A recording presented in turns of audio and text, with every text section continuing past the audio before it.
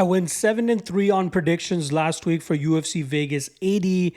Unfortunately, two of those three losses were in the Locky two-step and Locky Trinity.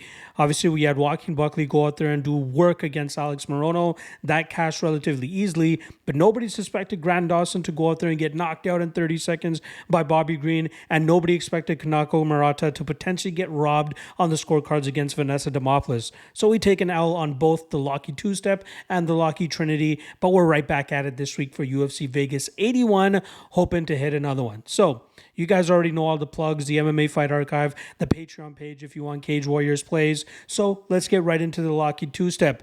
First step that I got for you guys is going to be the first fight of the night with Emily Ducati going out there and going up against a returning Ashley Yoder.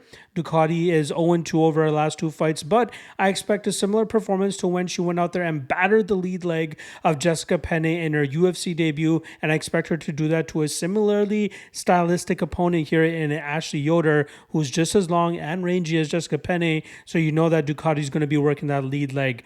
Also, Yoder has been out of the cage for over 2 years, and I expect her to deal with some ring rust, especially dealing with a fighter that is much better than her.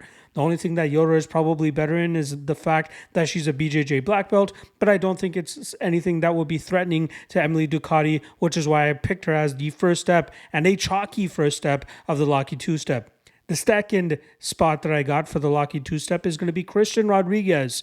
And yes, he did miss weight earlier this morning. However, I don't think that will play a factor into what his performance will be like, especially considering the fact that he missed weight by 4 pounds and didn't even look like he tried sweating himself to try to make it any closer. This is a guy that has been notoriously known for having bad weight cutting issues throughout his career. However, he still has a 9-1 record and goes out there and showcases and shows out pretty much anytime he steps in the cage. I expect him to have a skill advantage here over the more athletically, advantageous Cameron Simon, but I think that Christian Rodriguez will do a good enough job in terms of utilizing his technical abilities and discipline to touch up the more wild and reckless Cameron Simon, and he should be able to land more damaging shots, have some good control time on the mat, and end up winning this fight by a decision. So if you put those two steps together to get the Locky two-step, you'll be getting plus 113 currently on BetMGM. If you want to complete the Locky Trinity, we're going to keep move our eyes over to the co-main event between Jennifer Maia and Viviane Araújo. I believe that this is a great spot for Jennifer Maia to go out there and continue her winning streak. Last time around, she defeated the previously undefeated Casey O'Neill by battering her on the feet with more significant combinations and outlanding her throughout 15 minutes. I expect her to be the better striker here over 15 minutes, and even though this fight might look close in the early going, I expect Maia to start pulling away in deep water.